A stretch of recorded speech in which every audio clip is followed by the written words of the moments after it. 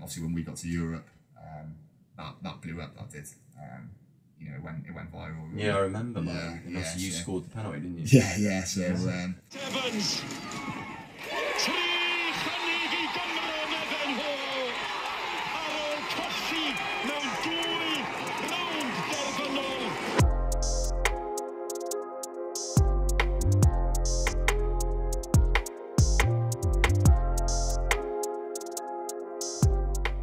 Hi guys, welcome back to the Talking Reality podcast, and we are talking the reality of opportunities through sport. We've got our guest today, Eliot Evans. Eliot, nice to see you, mate. How you doing? Afternoon now. Welcome, Eliot. Thanks for having me on. Yeah. So, Looking forward to it. yeah, we're going to be talking to you about your football story. Yeah. You're working in football, so it's your passion. But I suppose the first question really is, where did it start? How did it begin? Yeah. I think like any lad, I mean, you boys probably had similar experiences with sport where you just play out on the street. Yeah. I mean, back in the day, you could play on the street. You don't really see it much now, do you? With kids? No, it's kind of changed these days. Yeah, Most for sure. kids are indoors, aren't They're they? indoors, On their phones they're and indoors, stuff like that. the Xbox, whatever they're doing now. But yeah, when we were growing up, it was you go out and play on the street. That's and, right. Yeah. That's how I started really. I'm from a sporty background, like my family, more rugby to be honest. Okay. Certainly on my mum's side of the family are more rugby. My dad's more of a rugby man, but then I've got an uncle who's really into football as well. So I was always encouraged to take up really loads of sports, to be honest. What sort of age were you when you got into sports? Probably about 5 or 6 really. I was probably about 6 years old when I started. Did you have a getting into preference football. in what sport you played? Or? I think it's football straight away, isn't it? Okay. It's the most popular game.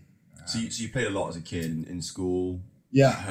I mean, I didn't join a club until I was about 9 years old, so I That's kind of late, isn't it? Yeah, it's quite late to join a Yeah, team, to be honest. yeah. I was about 9. I think my mum, I don't know why she wouldn't let me. I wanted to join way before that, but she was sort of quite like the family life. Right, on the yeah, weekends, yeah. It does take up a It lot does of take time. up a lot of time, doesn't it? Yeah, for sure. certainly with your parents taking you everywhere. So it was, I think I was about 9 years old when I really joined it. I went to clubs and things like that, but I think, to actually join a team I was about 9, so yeah, fairly So late, when to be you honest. first started playing football, did it come natural to you, or is it something you kind of had to really work on?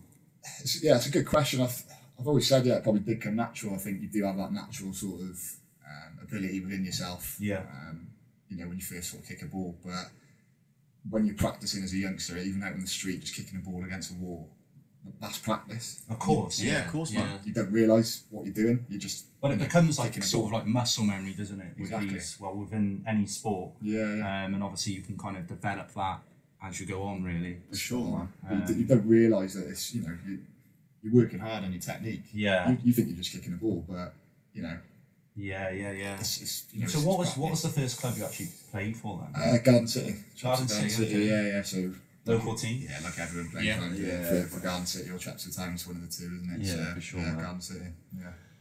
I think one question that's always kind of fascinates me about someone who's achieved what you've achieved. At what age, or what point did you realise you were better than most of the people you were playing with? I don't know if you think you've got a bit of ability, Yeah, when yeah, you've done yeah. something good, but there's a lot of good players in our area. I was never, I always realised I was a decent player. I always thought I was, had something, but I didn't really start showing it until maybe I got into senior football really properly. Really? Yeah.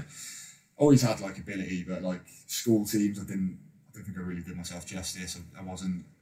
I was quite anxious of myself really as a youngster, to be honest, to really go and showcase what I could do. Yeah, I'm with you. Was that kind of was it like a confidence thing, Yeah. or was it you didn't want to show other people up, or? No, it was more just a confidence thing. Not one. You kind of just want to stay with the crowd, sort of thing. You don't want to stand out too much. I kind of had that a little bit. That makes sense. Yeah. I can see that. It was a bit strange, really. But I always did have ability, no doubt about that. But it was just, can I bring that out of myself more consistently? And until I started sort of, like I say, playing senior football, that's when I really thought, let's have a real good go at this. But no, like I say, I was always someone who's known to, play football, and all my mates play football, and they still do now. So So as a 9-year-old, what was your kind of thought process? Was it just playing this for fun, or I'd like this to be my career one day? Yeah. What sort of thought process did you have? Yeah, I think it's yeah, when you're growing up, you want to be a footballer, don't you? That's kind of we joke about it all the time, don't we? Yeah. Like that was our like vision. I mean, we sort of brought up on like people like David Beckham. And we all fancy. I mean, me and him were no good. Yeah. You know that Speak anyway. for yourself. You know he's not good. He's awful. Isn't he? He's awful. He's got his own strengths. So Yeah, exactly. But so us, for like me, people like me and Nath, who weren't really taking it serious, it's more of a fantasy, isn't it? Yeah, Like, I want to be Beckham or something like that. Yeah. Whereas for you, I guess, having some kind of ability and recognising that I've got something at a young age, you might have thought differently, like this could actually be a thing. You know, I think one of the questions I wanted to ask you is there's obviously a huge gulf, isn't there, between the top of the football pyramid Top flight. and grassroots football. And from your perspective, working in the game, how do you think they could close that gap? Yeah, so it's an excellent question. How long have you got to answer it? Well, exactly. Yeah. I think the biggest thing is the amount of money trickling down from the Premier League at the top level. There has to be more money going into that grassroots game, the amateur game, semi-pro clubs. One, to improve coaching. Yeah. So obviously that coach education side, there's more coaches coming through the coach education system. Yeah. So better equipped to go and improve players. Facilities, I think we spoke about off camera before. Regarding 4G pitches, I think I read somewhere that on average there's like 12 weekends a year that games are waterlogged pitches and games are called off. So having 4G pitches, that's a lot of contact time with kids to play. They're missing out on 12 games. So I think 4G pitches, the quality of the 4G pitches, obviously you're not playing on bobbly sort of grass pitches like a lot of community clubs do now. Yeah. I think that's massive. So it has to be from the Premier League, but the problem is the FA and the Premier League are separate entities. So the FA is responsible for what I've just said, their coaching facilities, providing more full-time jobs within their system for those better coaches to get those jobs. But the Premier League is where the money is. They're making, as you can see, like £5 billion TV deal. I think I read somewhere they've just signed with the US market another £1 billion deal. So the amount of money flooding into the Premier League is massive. But the FA don't have that money. It's the Premier League that they've got control. The Prem's kind of the business end of the scale. Well, you look at that Newcastle takeover now. And I said to you off camera that it'd be interesting to see how that changes the game at the top. Very interesting. Over the next 5 years. But I think again, it's quite sad really because at the top of the game, football is just primarily a business now. It is a business. Massive, yeah. We were talking earlier as well, me off camera, about how people actually watch football now, and we talked about Sky Sports, didn't they? Had a kind of, and that point you made about Sky Sports. What were you saying again? About they took over, didn't they? They took over the Premier League. Yeah, so they got the rights to the Premier League, and it's sort of. They sort of glamorised it, didn't they? Yeah. It's kind of a bit like what Eddie Hearn's done with boxing. Yeah. Pulled it out of the grassroots, glamorised it. It's now stadium events.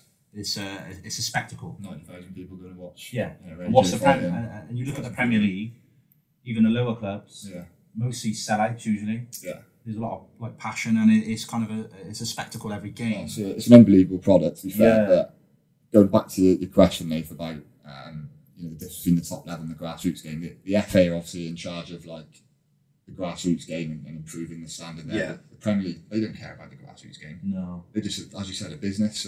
Well, most of the chairmen probably have never played football in their lives. Exactly. Yeah. Exactly. And most of them are, they're going to tie everything. They're foreign investors. Yeah. They're not interested in communities. Do you know what I mean? Well, Improve the if they were, you'd have seen evidence of it. Exactly. I know I said off camera earlier, like Man City's the only example I can think of where they've gone and pumped money into the community. But most, like we said about Abramovich at Chelsea, he just pumps it into the club. When you look at of course. Going back to Newcastle, you look at Mike Ashley and like the community absolutely hated the guy, right? And listen, I don't know enough about the story about what it was. I mean, ultimately, I think he was just treating that club like a business. I think the people who go to Newcastle, it's not like they like the Geordies. They absolutely love football, don't they? Yeah. Very passionate fans, very passionate. And if you got someone sat there running that club who doesn't, the ethoses don't match up, you're always going to get a very negative backlash from the fans, aren't you? 100%. I think it's like a natural conflict. Like if the guy or the woman who's acquired the club has a business idea for it, but it often conflicts with what the fans want, what the community wants, 100%. what's actually best for the club. I mean, it's happened. I support Aston Villa. It's happened at Villa. You have American owners who got hockey teams, and they're more interested in the things that they enjoy. So of course, and it's probably a lack of understanding of our game as well if they haven't taken an interest previous. Yeah. So it's a business rather than something that we should try and look into and try and please everyone. Yeah, improve the game basically. Yeah, and improve push the club forward. Yeah. Rather than just a passive income, which Exactly. I think it is for a lot of these. Oh, it is massive. Yeah, These and owners. like I said, whether that's right or wrong, I do think the Premier League should be putting more money into grassroots. They do. There is a fund, I think, where they do put money, but it's a small percentage of what they actually earn. Yeah, it's not enough. Yeah, The evidence is just there. It's not enough. near enough. And it's sad, really, isn't it? I think because money corrupts things, doesn't it? And you see that. Yeah. You see that. Well, football is very corrupt at the top, anyway. Yeah. I saw in the news the other day. Was it Sepp Blatter and who was the other one? Platini. They under investigation again, or they've There's all sorts going on. Again. Yeah. Again, that's a something's going on. But either way, it's corrupt, isn't it? Yeah. And it's ultimately money that's doing that. Money Same does as do it, you see that at the top level of all sport. Russia with the Olympics. Yeah. Spot on. All that sort of stuff. Money just corrupts it. It does. But then ultimately, like what we're talking about, you need to get that money down. They do need to get that money down to the grassroots. They need to because, spread the wealth, basically. Yeah, of course. Spread the wealth. Yeah, spot on. Spot on. I think Because there's so much money watching the Premier League. You see the TV deals at this time, and why can that not go? A percentage of that goes to grassroots. Yeah. It's so much that it seems excessive, doesn't it? I mean, when you buy a ticket for a Premier League game or even a shirt, it's so excessive, and it keeps going up as well. Oh, I remember a shirt was like £20 back in the isn't day, and now it's like at least 70. Yeah. Could be Yeah, 90 at least, if you want the yeah. replica. So it's getting crazy. Just going back to you yourself, what are like the ticket prices in the Welsh Premier League? So around £7 a game, I think. Really? Yeah. Sometimes. That's crazy, isn't it? And that as Compared well. to percentages Yeah. compared to the Premier League. Exactly. It's such a contrast. And that as well will offer students to go in for a quid, just to get pound. people in. Imagine that, a pound to go and see a game. Yeah, and it's decent enough level to go and watch. Yeah, exactly. Enjoy, yeah. Don't get me wrong, it's not the Premier League, the English Premier League by any stretch, but for that value for money, like say £7, it's nothing, isn't it? Of course. Yeah, it is. As opposed to 60, 70 quid for a Premier League game. Yeah. And I suppose it's a nice. It's got. I can imagine it's got more of a community feel. Yeah, of course, yeah. And you've got a lot of locals who come and watch. As I say, like at Met, we're quite unique in that sense that we get students coming to watch and that type of thing. So, a bit more of that community feel, which I think can only be good for certainly semi-pro football and our national league in Wales, really. Yeah, of course, man. So, how long have you played for Met? Too long. Quite a while. So I joined them in 2010 as an 18-year-old starting uni. Played there for 3 years throughout my undergrad, and then I went to Monmouth for a couple of years because they were a couple of divisions higher at the time. I just wanted to sort of kick on with my football a little bit. So just for our viewers, is Cardiff and Monmouth both in the Welsh Premier? Monmouth, I think they're 2 divisions below the Welsh Prem now. So at the time, Cardiff Met were in Welsh Division 3. Okay. Oh, wow. Which is obviously 3 divisions below the Welsh Yeah, Prem. Yeah. I think my last year of undergrad we won the league, so we went up, and then Monmouth were not in the Welsh Prem, the one below, which is it's called the Cymru South now. Half decent level of football. Yeah. I went there for a couple of years, great group of lads, loved it there, but again I wanted to kick on with my football a bit more, and I wanted to go back and study a masters as well, so it seemed the logical choice to go back to Met because they were pumping loads of money into the facilities. It looked like they were going to go and push for Welsh Prem. I thought that's probably my best avenue if I want to go and kick on with my football is to go and play in the Welsh Premier League.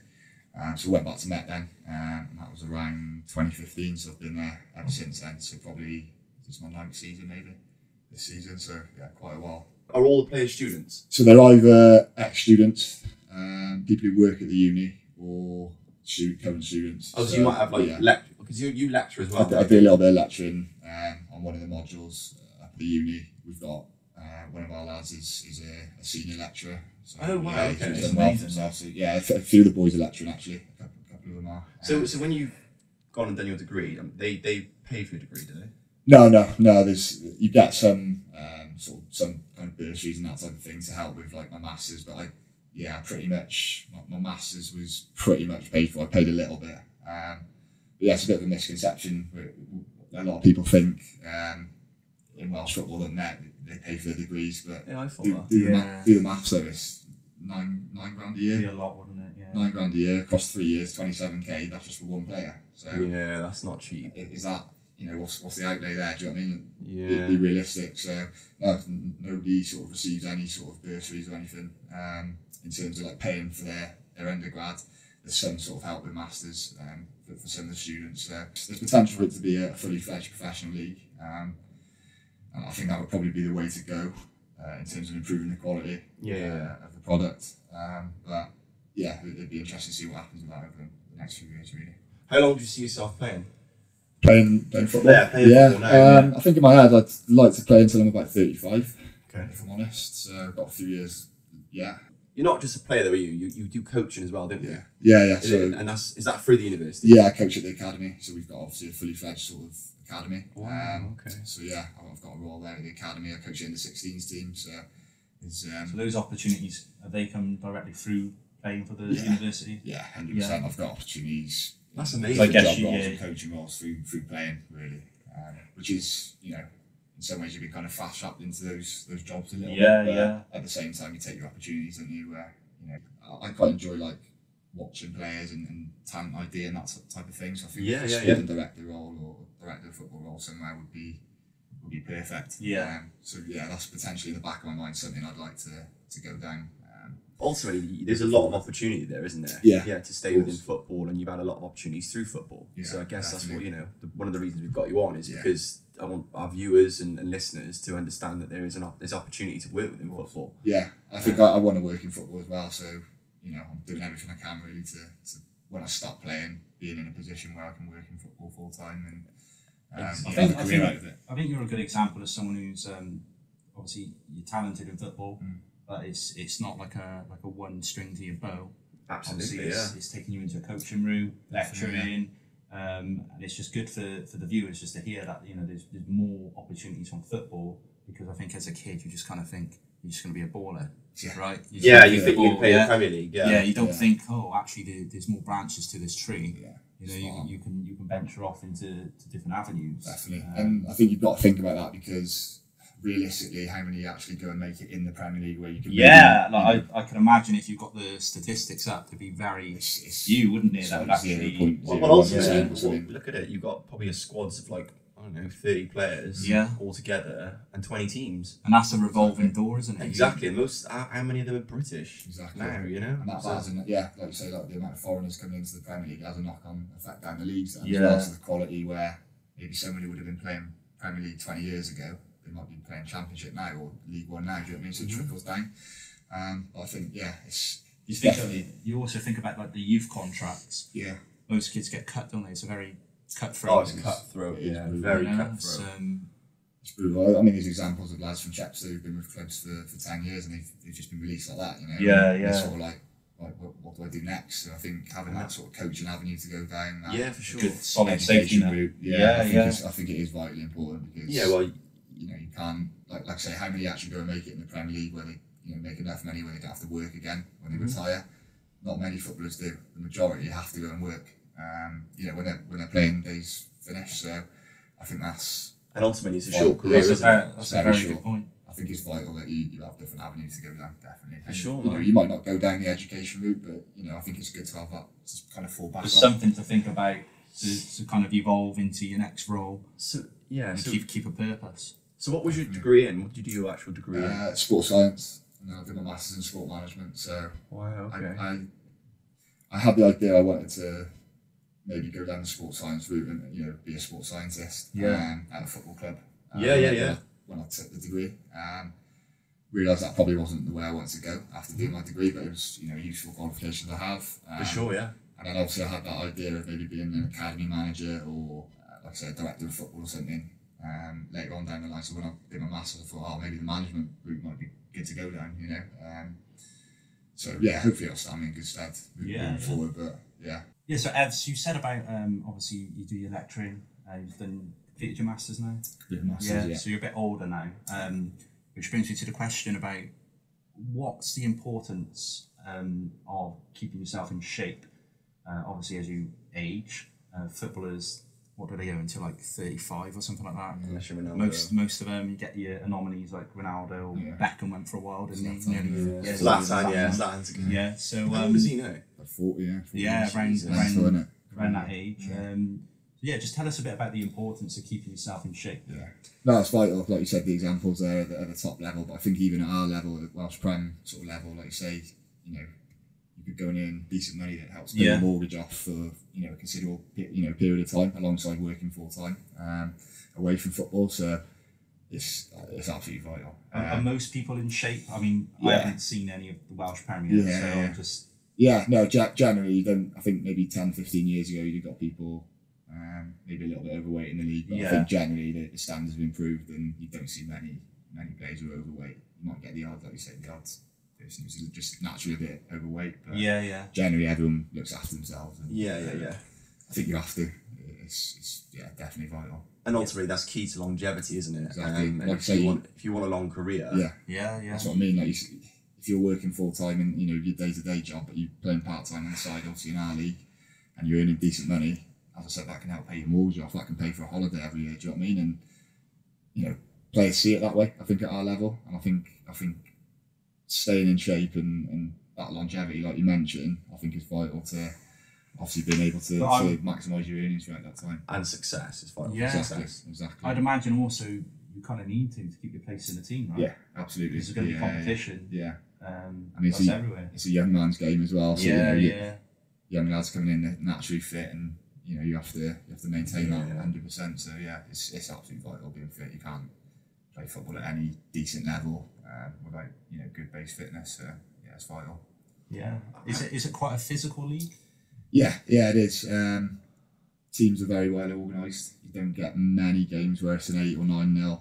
You know, the odd time that might happen, but generally games are, you know, pretty close and tight. Pretty close. Yeah, you get TNS generally win the league. Although the last 2 years they haven't, but they're the only full-time pro team. So naturally, that's gonna, you know, be a massive advantage for them.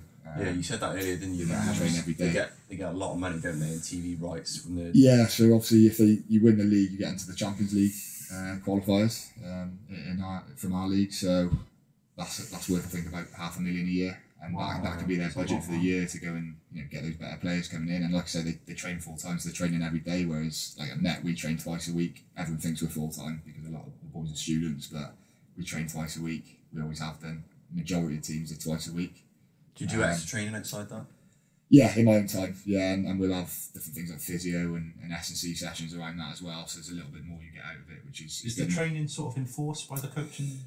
In terms of like, the S&C and that type of thing? Yeah, like you said, you do your training outside yourself. Yeah. But is that enforced by like a coach, or is it... Yeah, I think during the lockdowns in particular, they were big on us, you know, recording our runs and that type of thing. Yeah. You mentioned like you don't normally get like a 10-0 or something, and that, I guess that shows like the level of football you're playing at. Like teams are organised even if they're... And it's competitive. And it's competitive. This is competitive.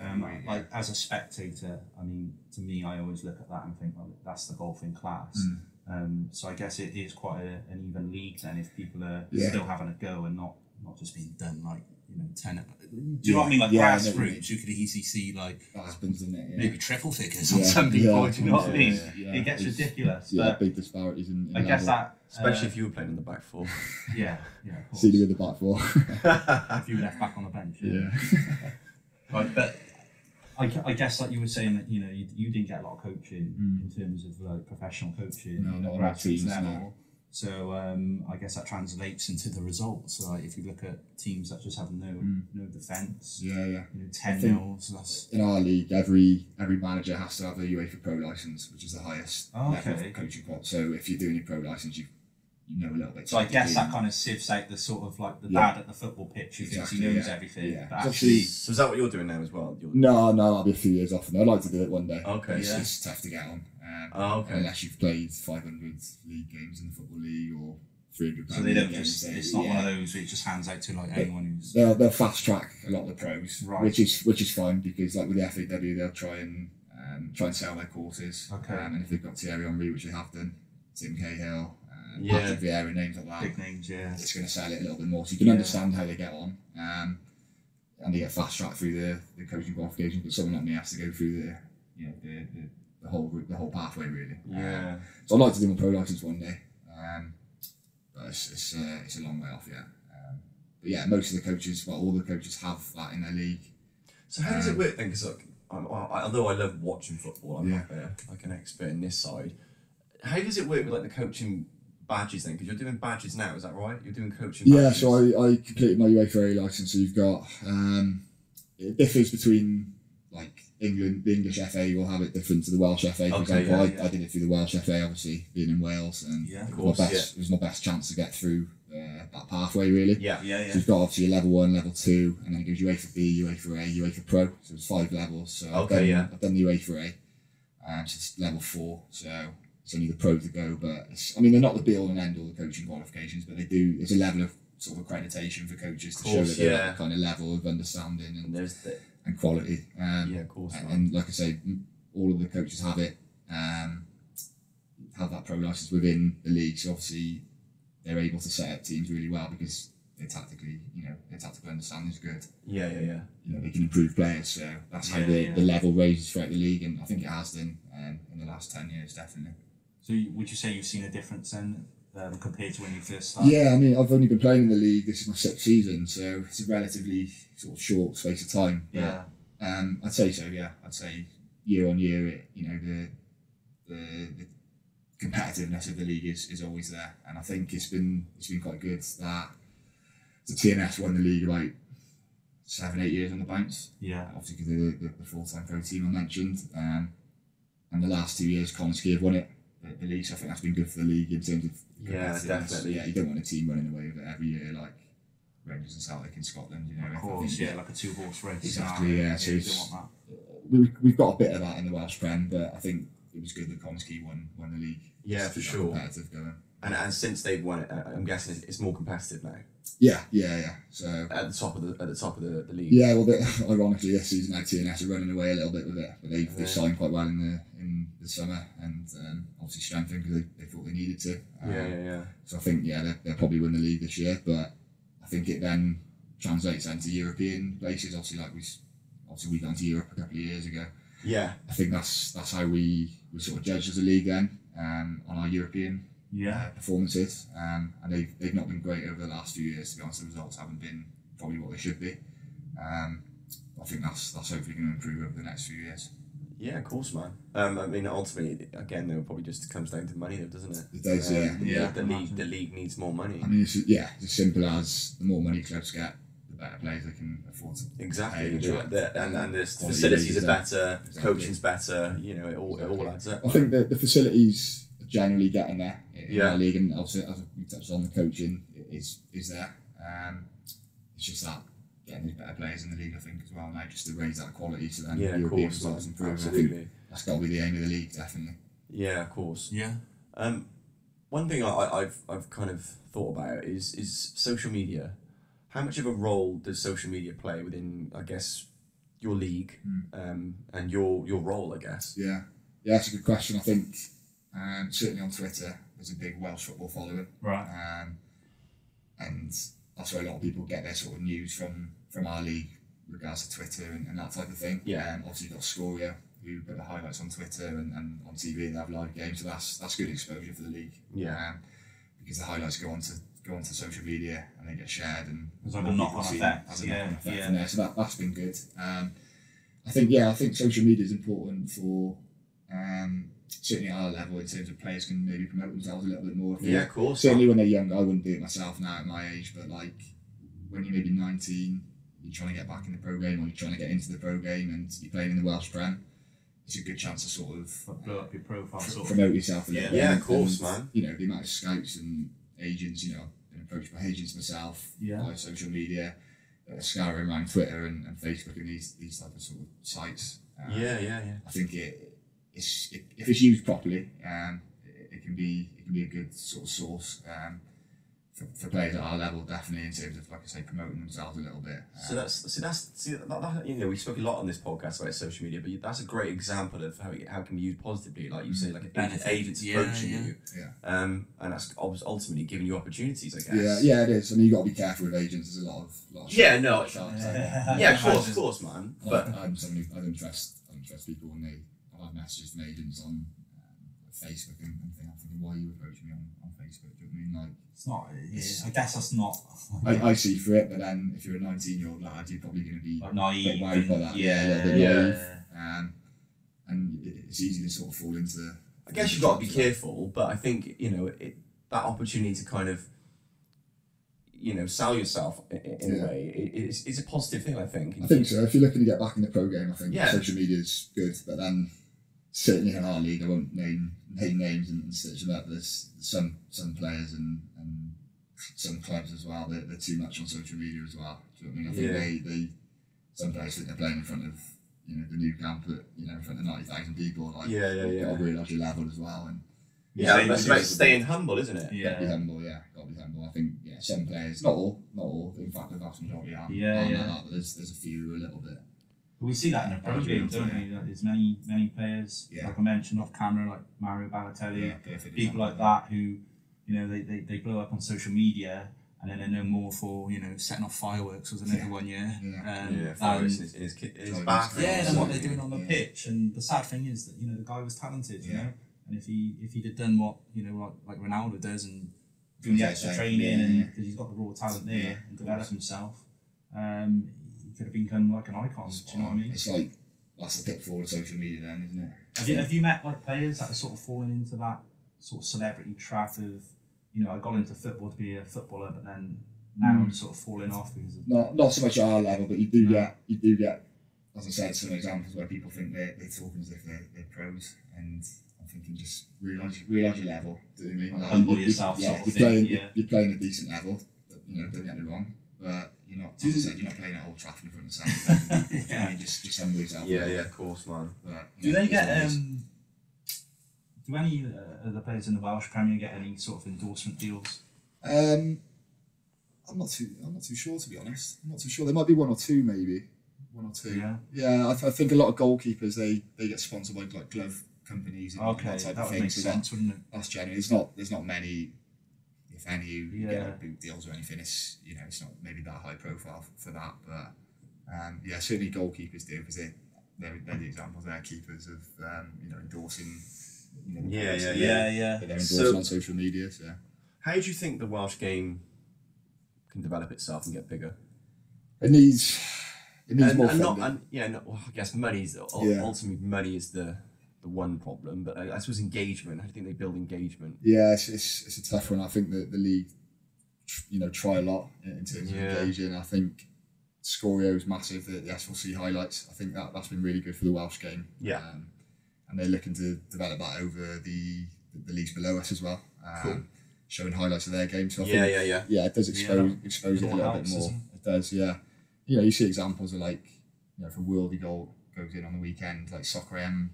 A couple of times shown the goals, or where something funny happens, like in one of the games that Scoria were filming, and it sort of blows up a little bit. The example is obviously when we got to Europe, that blew up. That did, it went viral. Yeah, I remember, man. And obviously you scored the penalty, didn't you? Yeah. So how did that feel? How did that feel? Yeah. I mean, I get stick from it from the boys all the time that I live off it, but it's I think you're going to though, especially like 100%, man. Yeah, I mean, that's a phenomenal thing to have done and to experience. I mean, they're just jealous, and of course.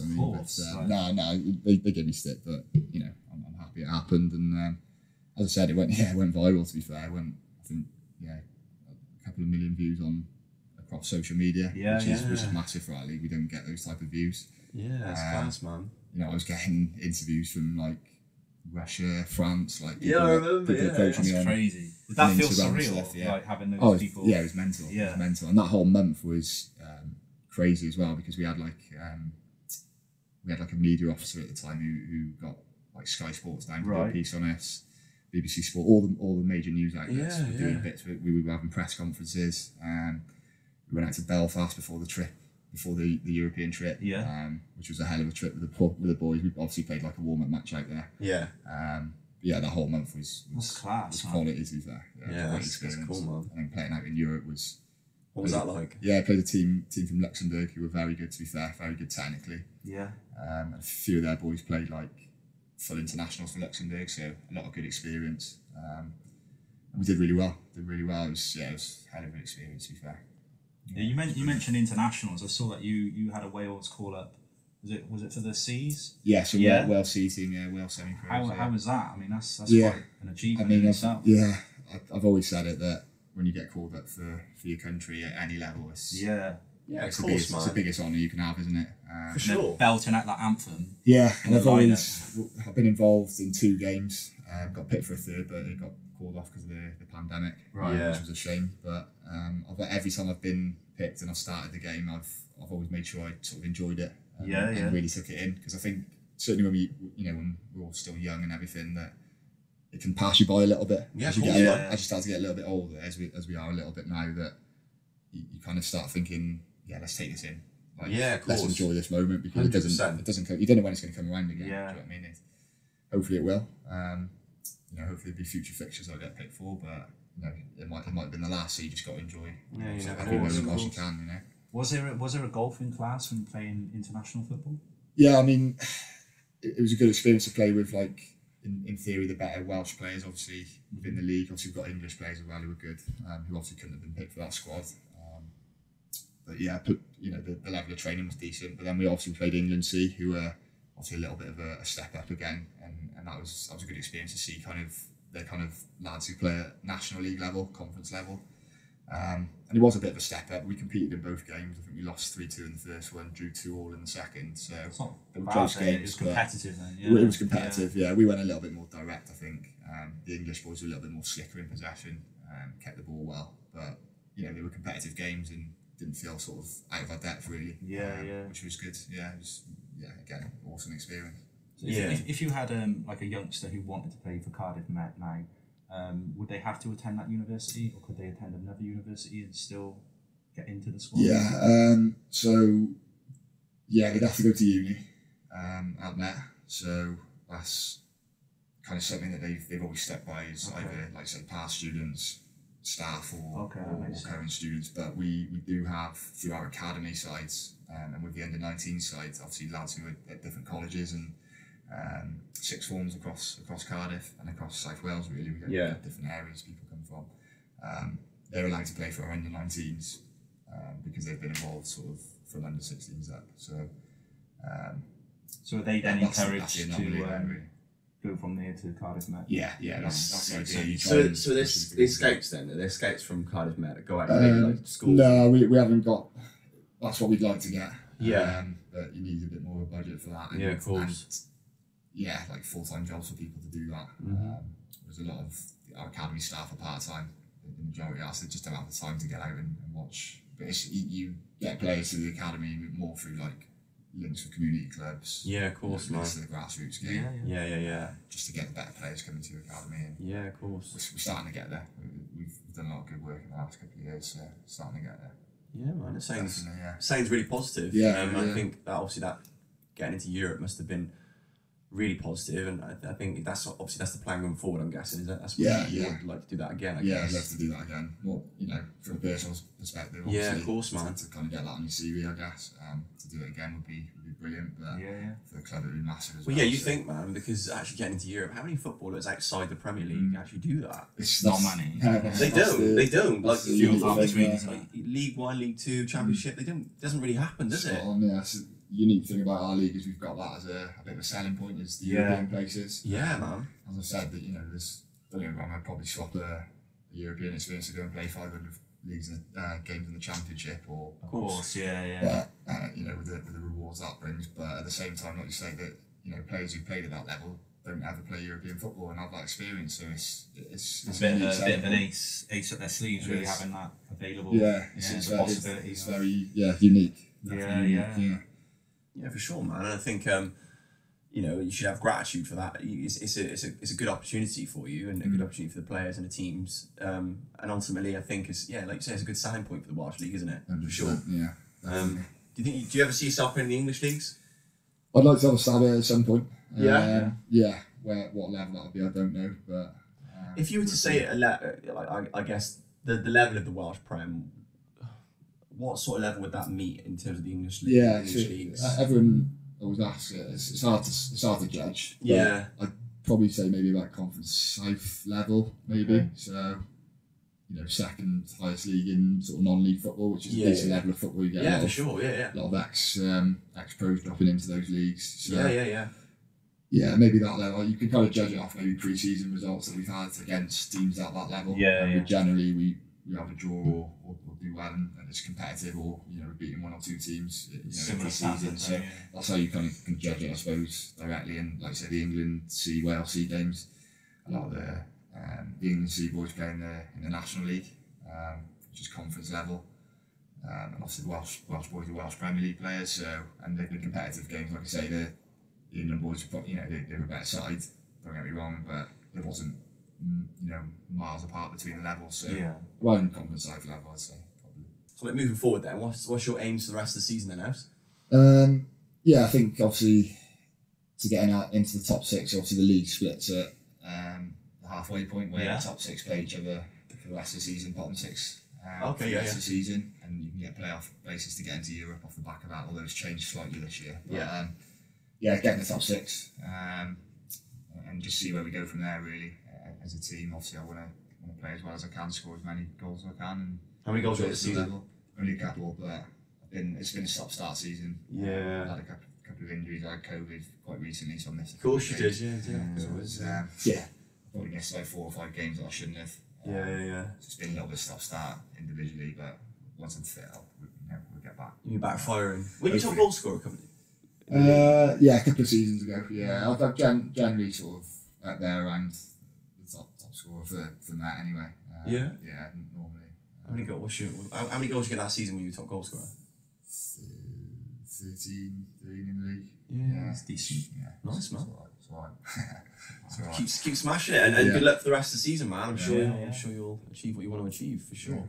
Cheers, boys, just having me on. No, it's been a pleasure, man. It's been a good story. Yeah, and like it's really positive, like you demonstrating that people can have a career in football outside, being a pro, and ultimately you get up every day and love what you do. Yeah, I'm sure, and I think that's how many people could say that about about their job. Yeah. Exactly, and that's got to be like your passion, I guess, and it's got to be if people maybe take something from that they want to go out and do something that they enjoy every day, and not be stuck in the same job. That's for sure, man. And ultimately now you've got so many opportunities. So many opportunities. Like when you do finish playing, you can go coach. You can do whatever you want to do now, and ultimately you're still going to be stuck in the same thing, doing the thing you love. Yeah, do you know what I mean? Like I say, I want to work in football long term, and I think if I can do that, like I say, you get up every day, and it's not work, is it? It's something you enjoy. Yeah, for sure. Yeah, thanks so much for sharing your story with us, man. It's been really interesting to me, and I hope our listeners can take something from it. Yeah, no, cheers for having me on. So, thanks to all our listeners and viewers. Give us a like, subscribe, and we'll see you next time. Cheers, guys. Thank you.